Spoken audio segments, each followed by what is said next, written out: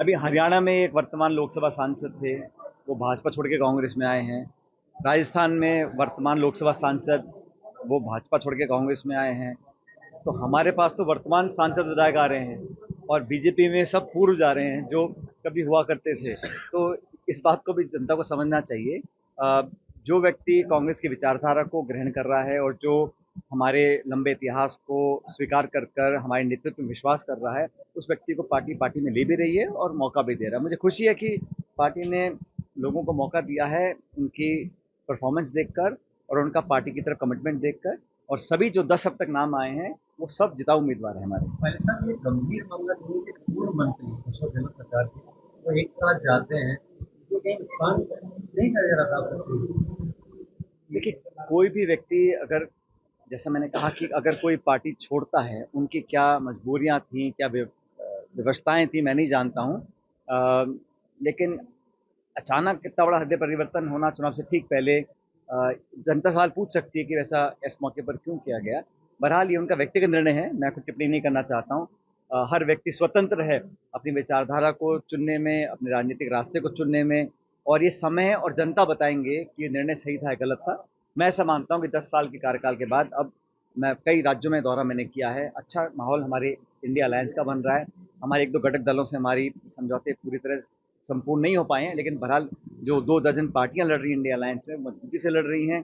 और मुख्य मुकाबला उत्तर भारत में खास तौर से भाजपा कांग्रेस का होगा। क्या हुआ कि लोग आचार संहिता से पहले 3 महीने लागू कर किस नजरिए से नहीं, ये तो बहुत पुराना कानून था, इसको चुनाव की आचार संहिता से ठीक पहले लाया गया है। मुझे खुशी होती है अगर ये सरकार एमएसपी पे कानून लेके आती है, ये सरकार नरेगा की तरह कोई रोजगार संबंधी कानून लेके आती है, जन कल्याण का ऐसा कोई कानून लेके आती है, हम उसका स्वागत करते हैं। देखिए, कोई भी काम अगर जनता के हित में होता है तो सरकार कोई भी हो उसको हम अप्रिशिएट करते हैं। लेकिन ये जो किया गया है ठीक पूर्व संध्या पे चुनाव के, ये कहीं ना कहीं इसमें ध्रुवीकरण करने की कोशिश मैं समझता हूँ केंद्र सरकार की रही है। अब चंडीगढ़ में चुनाव हो रहे हैं, निर्वाचन अधिकारी क्या कर रहे हैं, सुप्रीम कोर्ट को हस्तक्षेप देने के बाद न्याय वहां पर हम लोग ला पाए, करा पाए। अभी निर्वाचन आयोग जो हमारे कमिश्नर हैं वो इस्तीफा दे रहे हैं। तो बहुत सारी चीजें हो रही हैं जो जनता के मन में एक संदेह पैदा कर रही हैं कि जो विश्वसनीयता है संस्थानों की, जो क्रेडिबिलिटी है, वो कहीं कमजोर ना हो। और सरकार जानबूझकर ऐसा कदम उठाती है कि विश्वसनीयता कमजोर हो हमारी संस्थाओं की, संवैधानिक संस्थाओं की। ये लोकतंत्र के लिए एक शुभ संकेत नहीं है। क्या लग रहा है पायलट साहब के मन में क्या है? लोकसभा सीट से जहाँ से चुनाव लड़ने की इच्छा। देखिए, मैंने कहा ना, अभी हमारे 15 लोग हमने डिक्लेयर किए हैं और अगले 10 डिक्लेयर किए, 15 डिक्लेयर करने बाकी हैं। तो जहां पार्टी जो उपयुक्त उम्मीदवार होगा, और उम्मीदवार एक ही व्यक्ति है लेकिन पार्टी पूरी चुनाव लड़ती है। आज हमारे टोंक सवाईमाधोपुर क्षेत्र से हम लोगों ने, पार्टी ने हरीश मीणा जी को अपना उम्मीदवार बनाया है। तो व्यक्ति वो एक है लेकिन पूरी पार्टी चुनाव लड़ेगी, वो जिताकर भेजेंगे यहाँ से लोकसभा क्षेत्र से, हम सबका संकल्प है। ऐसे ही जो बाकी 9 उम्मीदवार हैं अलग अलग जिलों के हैं, वो सब हमारे उम्मीदवार हैं और हम पूरी ताकत से चुनाव लड़ेंगे। और जो माहौल मैं देख रहा हूँ, अब भारतीय जनता पार्टी अगर इतनी कॉन्फिडेंट होती कि 300 पार, 400 पार, 500 पार अगर वो कर रहे होते, तो एक एक सीट पर अपने विपक्ष की विरोधी लोगों को क्यों ले रहे हैं।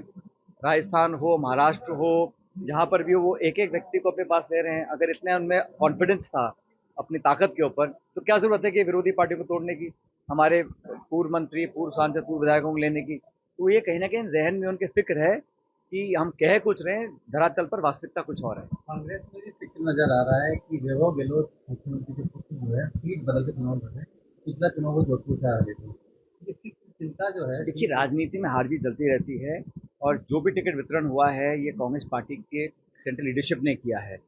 परिस्थिति को देखा, क्षेत्र को देखा, जनता की मांग को देखा, समीकरण को देखा और जिता उम्मीदवार कौन हो सकता है, ये देखने के बाद निर्णय लिया गया है।